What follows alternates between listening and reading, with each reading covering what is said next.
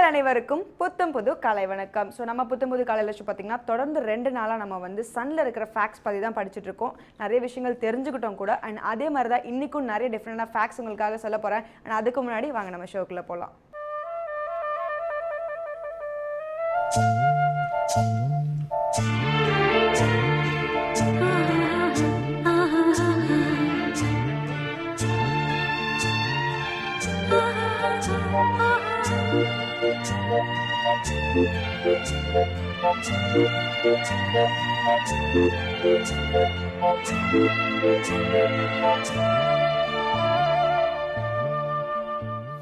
So இன்னையோட first fact என்ன அப்படின்னு பார்த்தீங்கன்னா வந்து நம்ம எல்லாருக்குமே சன்லைட் அப்படின்ற ஒரு விஷயம் வந்து தெரிஞ்சது தான். பட் அது எப்படி வருது அப்படின்னு பார்த்தீங்கன்னா ஃபோட்டோஸ்பியர் வந்து பார்த்தீங்கன்னா சன்னோட ரேடியேஷன்லேருந்து அது எஸ்கேப் ஆகிட்டு அண்ட் அதுதான் வந்து சன்லைட்டாக நம்மளோட ஏர்த்துக்கு வருது அப்படின்னு சொல்லியிருக்காங்க. இந்த அழகான இன்ஃபர்மேஷன் தொடர்ந்து வாங்க நம்ம ஷோட ஃபர்ஸ்ட் செக்மெண்ட் பார்க்கலாம். இது சூரியோதயம்.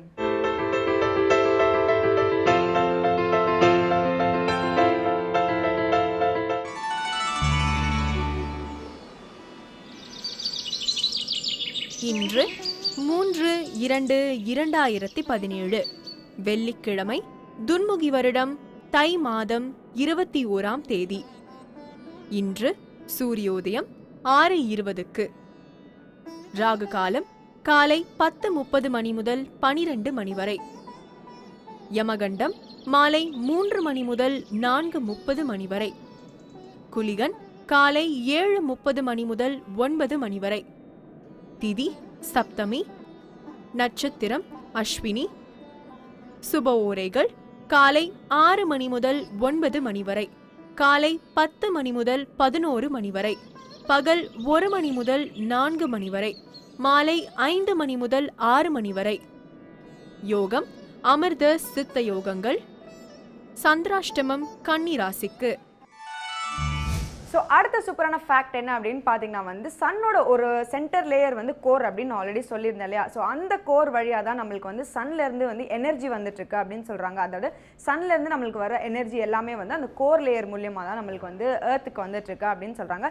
இந்த சூப்பரான இன்ஃபர்மேஷன் தொடர்ந்து அடுத்ததாக நம்ம என்ன பார்க்க போகிறோம் அப்படின்னு பார்த்தீங்கன்னா லலிதாம்பிகைக்கு 1000 பேர்கள் இருக்குது. அந்த பேர்களுக்கான காரணங்களையும் சோசனங்களையும் சொல்கிறதுக்காக இலக்குமேகம் ஸ்ரீனிவாசன் வெயிட் பண்ணிட்டு இருக்காரு. வாங்க பார்க்கலாம். இது ஸ்ரீ லலிதா சஹஸ்ரநாமம்.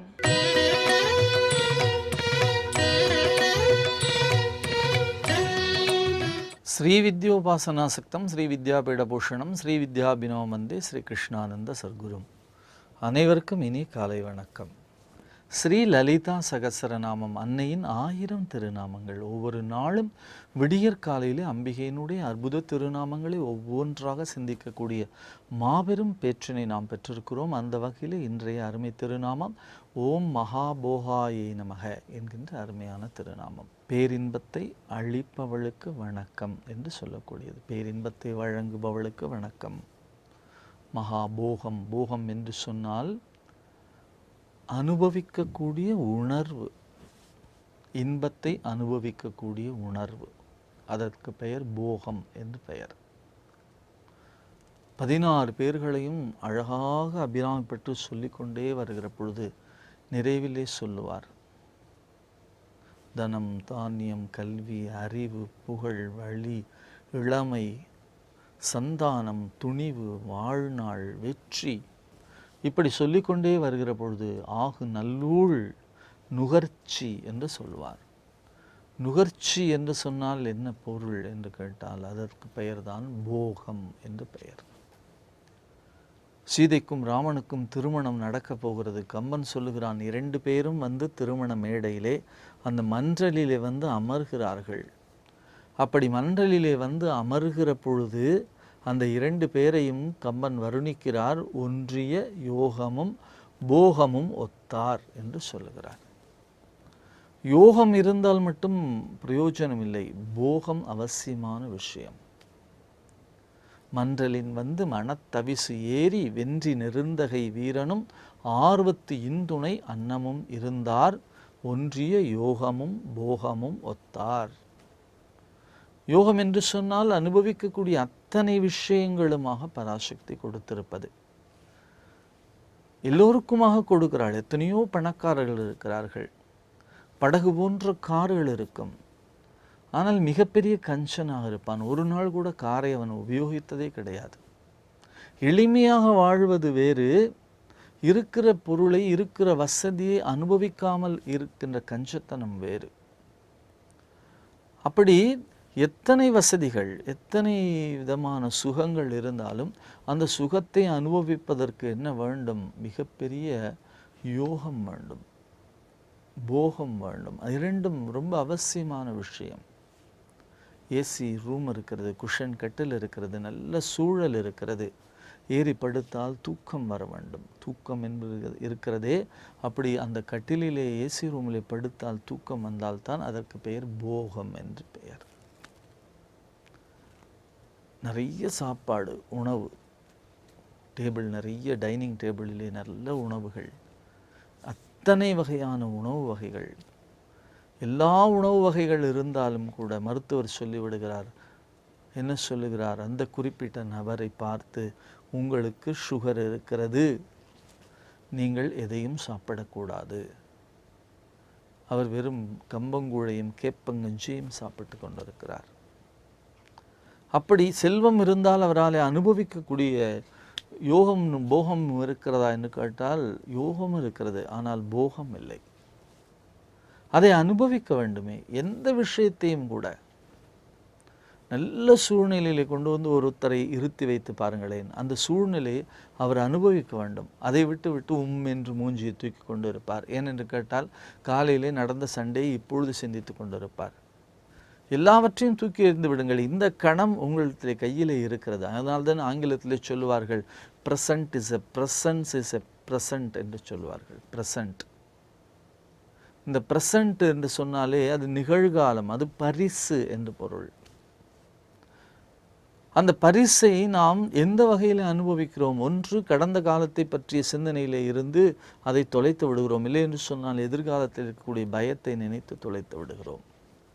நிகழ்காலம், இந்த கணம் நம்மிடத்திலே இருக்கிறது. இந்த கணத்தை சந்தோஷமாக அனுபவிக்க வேண்டும். மாதா அமிர்தானந்தமயி திரும்ப திரும்ப சொல்லிக்கொண்டே இருப்பார்கள், அம்மா இந்த கணத்திலே நீங்கள் சந்தோஷமாக வாழுங்கள். ஞானிகள் எல்லோரும் அதைத்தான் சொல்லுகிறார்கள். அடுத்த கணம் என்பது யாருக்கும் உத்தரவாதம் இல்லை. ஆகையினாலே இந்த கணத்தை சந்தோஷமாக, ஒவ்வொரு கணத்தையும் நாம் சந்தோஷமாக வாழ பழகிக்கொள்ள வேண்டும். ஒவ்வொரு நொடிப்பொழுதையும் சுவைத்து அனுபவித்து சந்தோஷமாக.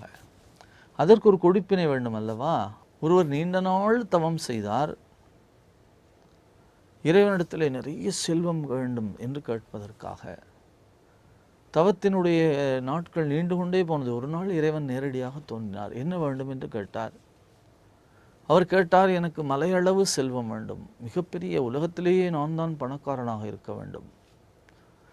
கடவுள் சொன்னார், எல்லாவற்றையும் கேட்கிறாயே, நன்றாக யோசித்து பார், இது மட்டும்தான் வேண்டுமா என்று கேட்டார். ஆமாம், இவ்வளோ பெரிய செல்வம் வேண்டும் என்று கேட்டு அவன் எல்லாவற்றையும் பெற்றுக்கொண்டான். கடவுள் மறைந்து போனார். ஆனால் செல்வத்தை பெற்றுக்கொண்ட அடுத்த கணமே அந்த மனிதன் இறந்து போனான். அவனுக்கு ஆயுள் இல்லை. இறைவனிடத்திலே போய் எனக்கு இதுதான் வேண்டும் என்று கேட்பதற்கு முன்னாலே என்ன வேண்டும் என்று கேட்பது தெரியாது என்று இறைவனிடத்திலே விட்டுவிட்டால் அவன் எது தேவையோ அது கொடுப்பான். கடவுளே, உனக்குத்தான் தெரியும், எனக்கு என்ன வேண்டும் என்று எனக்கு கேட்க தெரியாது, நீயே எது நல்லதோ அதை தந்து விடுவாய் என்று சொல்லிவிட்டோம் என்று சொன்னால் கடவுள் நமக்கு என்ன தருவான்? அந்த மனிதனை கேட்டிருந்தாலும் கூட அவனுக்கு நீண்ட ஆயுளையும் கொடுத்து செல்வத்தையும் கொடுத்திருப்பார். வேண்டத்தக்கது அறிவோயினி, வேண்ட முழுதும் தருவாயினி, வேண்டும் அயன்மார்க்கு அறியோயினி, வேண்டி என்னை பணிகொண்டாய், வேண்டி நீ யாது அருள் செய்தாய், யானும் அதுவே வேண்டினல்லால், வேண்டும் பரிசு ஒன்று உண்டென்னில் அதுவும் ஒன்றன் விருப்பன்றே என்று இறைவனிடத்திலே விட்டுவிட வேண்டும். அதே போலத்தான் இன்னொரு மனிதன் தவம் செய்தான். இறைவன் நேரடியாக காட்சி கொடுத்தார். என்ன வேண்டும் என்று கேட்டார்.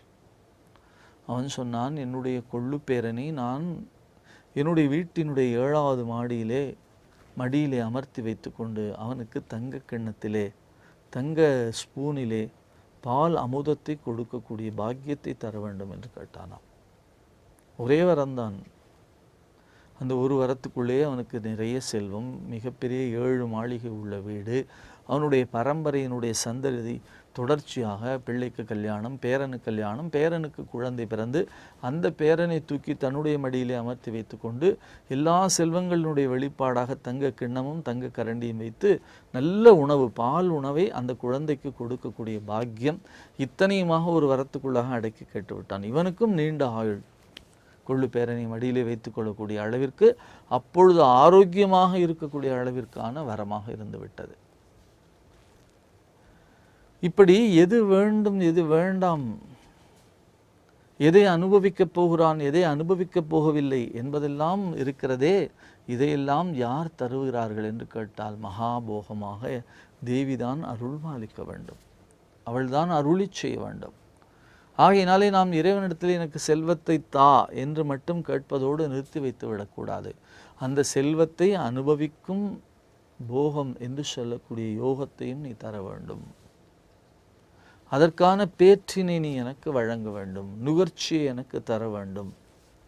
செல்வம் என்று சொன்னால் வெறும் பணம் மட்டுமல்ல, எல்லா விதமான செல்வம், கலையாத கல்வி, குறையாத வயது, கபடுவாராத நட்பு, கன்றாத வளமை, குன்றாத இளமை, கழுபிணி இல்லாத உடல், சலியாத மனம், அன்பகலாத மனைவி, அன்பகலாத கணவன், தவறாத சந்தானம், தாழாத கீர்த்தி, மாறாத வார்த்தை, தடைகள் வாராத கொடை, தொலையாத நிதியம், கோணாத கோல், ஒரு துன்பமில்லாத வாழ்வு, எந்நாளும் இறைவன் பாதத்திலே பக்தி என்று சொல்லக்கூடிய 16 பேர்களை சொல்லுவார்கள் பெரியவர்கள். அப்படி 16 பேர்களையும் செல்வங்கள் அத்தனையுமாக இறைவனிடத்திலே கேட்டு பெறுகிற பொழுதே நாம் என்ன சொல்ல வேண்டும்? பராசக்தியே, இதை மட்டும் தந்தால் போதாது, இதை அனுபவிக்கும் பாக்கியத்தையும் எனக்கு தர வேண்டும் என்று பிரார்த்தனை செய்ய வேண்டும். அப்படி அனுபவிக்கக்கூடிய ஆற்றலை, அனுபவிக்கக்கூடிய தன்மையை தன்னுடைய அடியவர்களுக்கு அள்ளி வழங்குவதிலே பராசக்தி மிகுந்த கருணையோடு இருக்கிறாளாம். ஆகையினாலே தேவியினுடைய கருணையை பெற்றுவிட்டால் போதும். வையம் துரகம் மதகரி மாமகுடம் சிவிகை பெய்யும் கனகம் பெருவிலையாரம் பிறை முடித்த ஐயன் திருமனையாள் அடித்தாமரைக்கு அன்பு முன்பு செய்யும் தவமுடையார்க்கு உளவாகிய சின்னங்களே என்று சொல்லுகிறார் அபிராமி பட்டர். இத்தகைய மாபெரும் பேரு ரத கஜ துரக பதாதி என்று அந்த காலத்திலே சொல்லுவார்கள். 4 விதமான படைகள், பல்லக்கிலே ஏறி செல்லக்கூடிய பெருமை, எல்லா விதமான செல்வங்கள், பெய்யும் கனகம், தங்கமழை பெய்து கொண்டே இருக்கிறதாம், அவ்வளவு பெரிய மிகப்பெரிய மதிப்பு மிகுந்த வைடூரிய நகைகள், கண்டசரம் என்று சொல்லுவார்கள் எங்கள் பகுதியிலே. அப்படி அத்தனையுமாக பராசக்தி நமக்கு அள்ளி வழங்க காத்து கொண்டிருக்கிறாள். நாம் செய்ய வேண்டியெல்லாம் அவள் பாதத்திலே பக்தி, அன்பு முன்பு செய்யும் தவமுடையார்க்கு உளவாகிய சின்னங்கள். அத்தகைய போகத்தை அள்ளி வழங்குவவளாக, பெரும் மகிழ்ச்சிக்குரியவளாக, எல்லாவற்றையும் நமக்கு அளித்து அருள்பாலிப்பவளாக பராசக்தி இருப்பதினாலே பராசக்தியினுடைய திருநாமம் லலிதா சகஸ்ரநாமம் ஓம் மகாபோகாயே நமக என்ற திருநாமத்தை நமக்கு இந்த விடியற்காலையிலே வழங்கி இருப்பதன் மூலமாக நமக்குமாக பராசக்தி எல்லா விதமான நன்மைகளையும் செல்வங்களையும் இந்த விடியலிலே அள்ளி வழங்கி அவற்றை அனுபவிக்கும் மாபெரும் பேற்றினையும் வழங்க வேண்டும் என்று பிரார்த்தித்து லலிதா சகஸ்ரநாமத்தின் அற்புத திருநாமங்களை தொடர்ந்து சிந்திப்போம். நாளை சந்திப்போம். நன்றி, வணக்கம்.